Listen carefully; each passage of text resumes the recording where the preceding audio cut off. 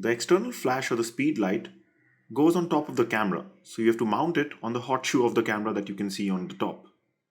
Once you mount it, it'll either have a locking mechanism or a mechanism to tighten it. Do that so that it doesn't fall off the camera. Now let's do the exercise. Okay, so you can see that we've got our external flash mounted on the hot shoe of the camera, so we're all set to take the shot. I'll be using this scene to demonstrate to you why using a flash is so important. So if you remember, this scene looks pretty similar to an exercise that we did when we were learning about exposure compensation and metering modes, where we were learning how to get a more accurate exposure which looks good to our eye. So again, we are facing a similar problem. If you remember, the problem we faced there was that when we took a shot in which the meter was in the center, so let's say these were the settings and then I increased my ISO to get the meter in the center, we learned that it's not always the right thing to get the meter in the center, or even if you get the meter in the center, we always don't get the correct exposure. So you can see here, everything else looks fine. That means the background looks fine. We can see the details behind the windows, outdoors. But our subject, since not enough light is not falling on the subject, that is the mannequin, we're not getting a good exposure on the mannequin. So what we did last time was, we saw different approaches. One was that we can overexpose this shot by increasing the ISO and taking the meter really towards the positive side. So let's say I go all the way down to maybe 4000 ISO and I can take this shot.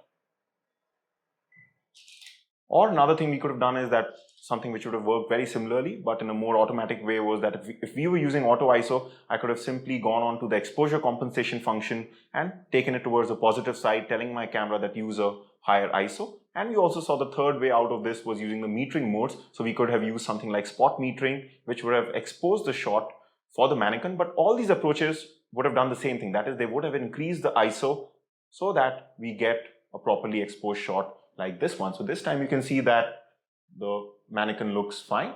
But of course, the problem here is that the background becomes overexposed. So there's a compromise on the background or the environment that we are seeing in the shot.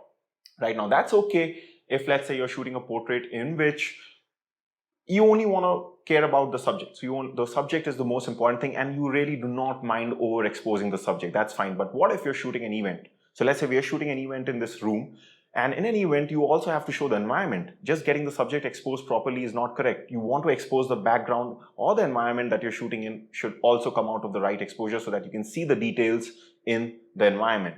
So what if we are faced with that situation right now? Then we cannot rely on this method, because that will mean that we do not see enough details in the background. For example, we cannot see the details now in the window here, or the outdoor parts that we are seeing outside the window. We cannot see them because they have become overexposed. So this is where the flash comes into the picture, because flash will enable us to get a balanced exposure in which the subject is also exposed properly and the background is also exposed properly, so that we do not end up overexposing and losing detail on the background. So I'll show you the method to achieve this shot using the flash.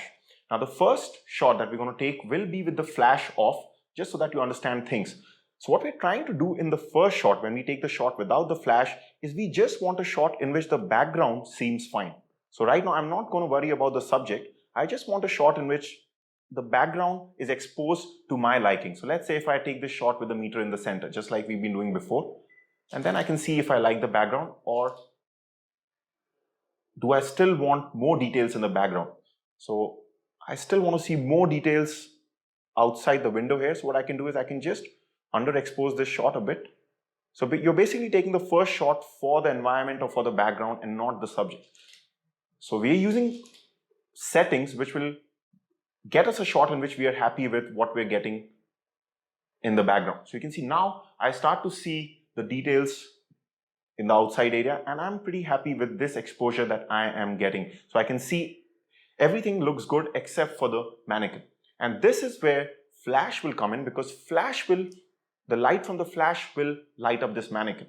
We're not using anything else. We're not using ISO. We're not using any other setting. Simply just by switching on the flash. Now this flash is pointing towards the mannequin, and I can now, if I take this shot at these settings, what you'll find is that we've got an exposure in which the mannequin is exposed properly. If I just zoom in. So now you can see that we have a shot in which the mannequin is also exposed properly, and we can see the details in the background also. So we have been able to get a good balance of exposure without using a high ISO. So we took the shot at ISO 250.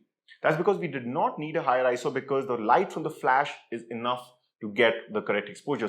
So using the flash has solved two problems for us. One is that we are able to get a properly exposed background and a properly exposed subject. So there's no compromise on either end. And the second advantage is that we've taken the shot at ISO of 250. If you compare this with the earlier shot that we took, this was at ISO 4000. So if I just zoom into this shot, not only did we lose out the background, but if I zoom into the subject that we were trying to click, this will also have a lot of noise. But the new shot that we've taken does not have this problem. So we're getting a good balance of exposure. Plus, if I zoom into our subject, you can see that this is completely clean. That's because this is shot at a lower ISO. So that is the advantage of using flash, that you can take shots in low light environments without having to increase your ISO to get the correct exposures for both the subject and the background. That's the main concept behind using flash. Now, this shot is not really a good shot. That's because if you look at the subject, it has that flashy look. And that is something that we want to avoid when we're using the flash, right? Now, this look is coming because right now, this flash is pointing straight at my subject.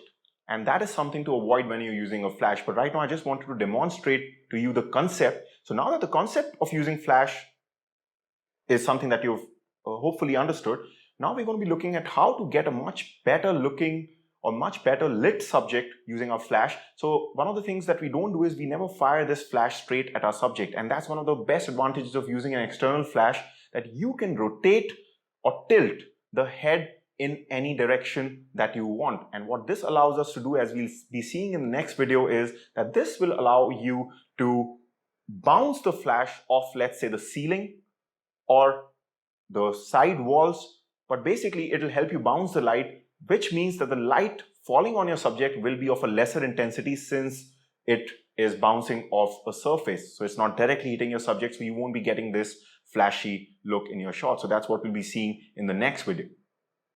I hope that you like this video. This video is from my DSLR photography for beginners course, which is available via Udemy. And as you can see in front of you on Udemy, it has a rating of 4.8. It has 45 videos and almost 6 hours of video content. And doesn't matter whether you have a DSLR or a mirrorless camera, this course will help you master your camera and photography. So in case you like this video, you want to check out the whole course, do give it a go. The link will be given in the description. I hope to see you inside the course.